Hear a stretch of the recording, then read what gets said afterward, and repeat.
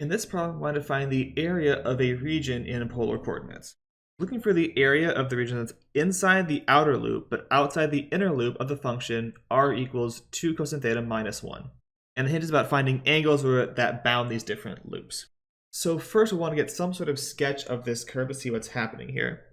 And one of the first things to analyze first is to figure out when r is 0. That's going to be an important focal point for this structure. So r is 0 when 2 cosine theta minus 1 equals 0, when cosine theta equals positive 1/2. In between 0 and 2 pi, this happens at theta equals pi over 3, and then theta equals 5 pi over 3. Those are our 2 points where we're going to hit 0 here. So we'll use those to help us sketch out this graph.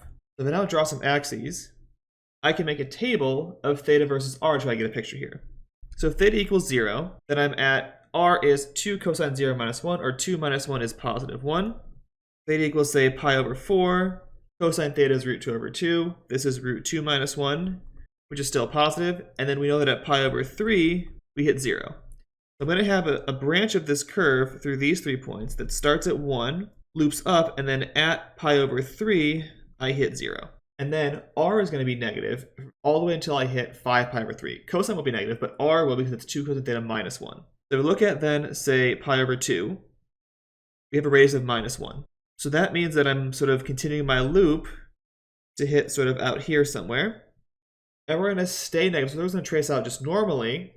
And we know that when we hit pi, we'll have a radius of 2 times negative 1 minus 1 is negative 3, which is going to be pi is to the left, so negative 3 will take us to the right, somewhere around out here. Then at, say, 3 pi over 2, we're back to a radius of minus 1, which that segment takes us around to here. And then at 5 pi over 3, we hit 0.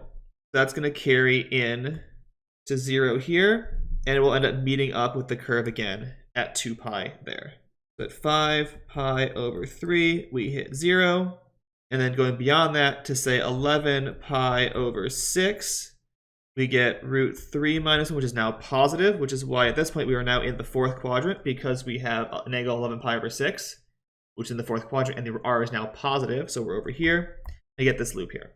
So here we can see we have our outer loop and our inner loop. And these 2 theta points tell us where these loops start and end. To note, for the sake of working this out, 5 pi over 3 is the same angle as negative pi over 3, which will be useful when trying to set up this area. So if I look from minus pi over 3 to pi over 3, that is the inner loop. Right? I'm at this point here at both minus pi over 3, and 5 pi over 3. But if I go from minus pi over 3 to positive pi over 3, that's the inner part of the loop. The outer part goes from pi over 3 up to 5 pi over 3. So the inner loop is theta from minus pi over 3 to pi over 3. That's where the radius here is going to be positive. And the outer loop is theta from pi over 3 to 5 pi over 3. So what I can do is compute these 2 areas separately and then subtract them to get the difference in the 2 areas. Now, in both cases here, my area is the integral from whatever bounds that I have, 1/2 r squared d theta. That's always the formula for area in polar coordinates. And since my r is still the same function, it's going to work out the same way either way. So with this, I can now work out that 1/2 r squared is 1/2 2 cosine theta minus 1 squared, 1/2 4 cosine squared theta minus 4 cosine theta plus 1, or 2 cosine squared theta minus 2 cosine theta plus 1/2. I'm going to want to integrate this so I can replace the cosine squared theta using our half angle formula from way earlier on this semester. 2, 1 plus cosine of 2 theta over 2 minus 2 cosine theta plus 1/2, or 1 plus cosine of 2 theta minus 2 cosine theta plus 1/2. Or combine the fractions, cosine of 2 theta minus 2 cosine theta plus 3/2. So this I can now as differentiate. Integral of 1/2 r squared d theta is, note that I have not put bounds yet. I will deal with that for the loops separately.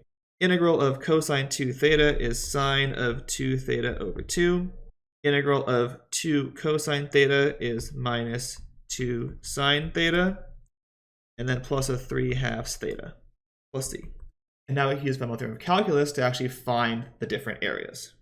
So my inner loop is integral from minus pi over 3 to pi over 3 of 1/2 r squared d theta, which will be that expression where I plug in minus pi over 3 and pi over 3. So I get sine of 2 pi over 3, which is root 3 over 2, minus 2 sine of pi over 3, which is again root 3 over 2, and then plus 3/2 times pi over 3, minus sine of negative 2 pi over 3 is negative root 3 over 2, minus 2 times negative root 3 over 2, and then minus 3/2 times pi over 3 with the minus sign from the pi over 3. And this becomes a root 3 over 2 minus 4 root 3 over 2, and then plus pi, because I will have this term gets doubled, this term gets doubled, and this term gets doubled. This is 3 over 2 times 2 times pi over 3 gets me a pi. So this here is going to be a pi minus 3 root 3 over 2. That's my inner loop. And for my outer loop, I do the exact same thing but plug in different endpoints. This is integral from pi over 3 to 5 pi over 3 of the exact same function. We can plug these in here too. Now, because minus pi over 3 and 5 over 3 are the same angle, it's going to look very, very similar. So when I plug in 5 pi over 3, I get sine of 10 pi over 3. 10 pi over 3 is bigger than 9 pi over 3, so this is in the third quadrant, which means it's going to be negative root 3 over 2.